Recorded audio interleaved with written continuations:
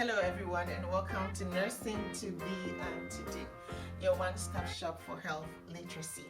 We are still on the topic of heart failure, depending on where you come from, as one of my instructors will say.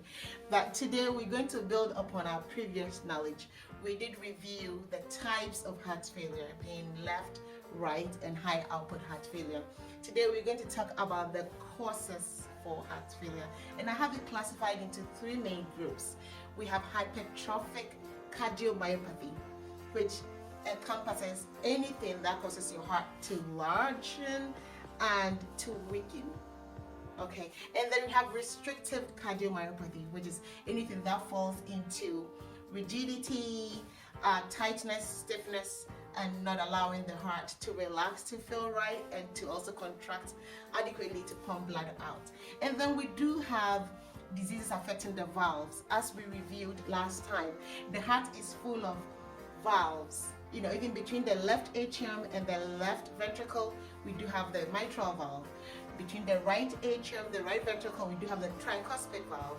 And then the pulmonary artery that takes blood away from the heart to the lungs to get oxygenated, we do have the pulmonary valve in there.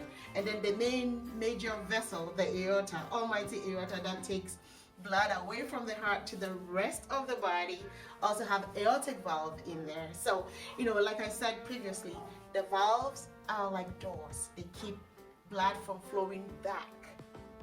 Okay, so think about them like doors, preventing backflow of blood. We don't want blood to backflow. We don't want it to flow back. It should be going forward, follow the cycle and the sequence of events to achieve a complete circulation. So we do not want blood to flow back. Okay? All right, so let's get right into it. The three main classifications of the causes being the hypertrophic cardiomyopathy, the restrictive cardiomyopathy, and the valve or mechanical issues. I have it in an acronym of failure, you know, F-A-I-L-U-R-E. F means faulty valves, like I said, when the mechanical valves are faulty. And this could come about as a result of viral infection, bacterial infection, congenital issues like you were born with it, or familial diseases. Familial heart diseases could bring about a faulty valve. The next is arrhythmia.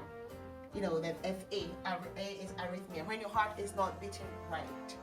You know, it causes your heart to fail. And then we do have infarction. We did talk about myocardial infarction, aka heart attack, in the previous video. If you haven't watched that, please go ahead and look for it. So infarction, as we all know, are blockages, you know, like ischemic heart disease that causes inadequate blood supply to their vessels feeding the heart. So then it obviously is going to cause the heart to fail because it weakens the heart. Just like as humans, we don't eat, we get weak. If the heart is not getting adequate nutrition, it's going to get weak, obviously. So infarction is one of them. That will be the I. And then L is lineage. If your family has a history of heart disease or heart failure, be prepared for it and take good care of your heart, because there's a chance that you could get it. And the U is uncontrolled hypertension.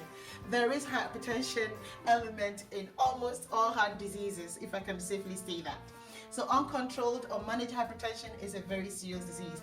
As we all know, it causes hypertrophic cardiomyopathy because the heart has to generate a higher pressure to pump blood out of the heart, because it has to overcome the systemic pressure, like I said in the previous video. And I will bring you hypertension in another series, but let's limit ourselves to heart failure for today.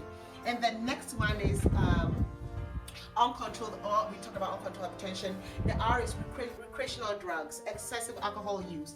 That can also cause your heart to fail.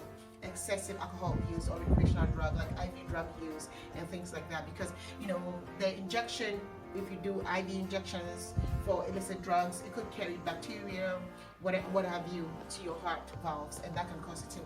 And then we do have invaders such as infection, viruses that either travel from one part of our body to our heart and attack the valves, or which are the mechanical functioning of the heart. So let's think about FAILURE as we think about the causes for heart failure. But to make it easier, you can think about either restrictive cardiomyopathy or hypertrophic cardiomyopathy or valve disease. And the test for determining whether you have a heart failure is called B&P. B&P, that is B-type natriuretic peptide.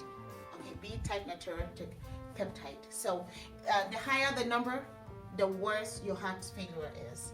And also when you do an echocardiogram, the doctor will say your EF is low. Any EF, which is ejection fraction, EF that is less than 40% indicates your heart is not pumping the blood that it fills with adequately out.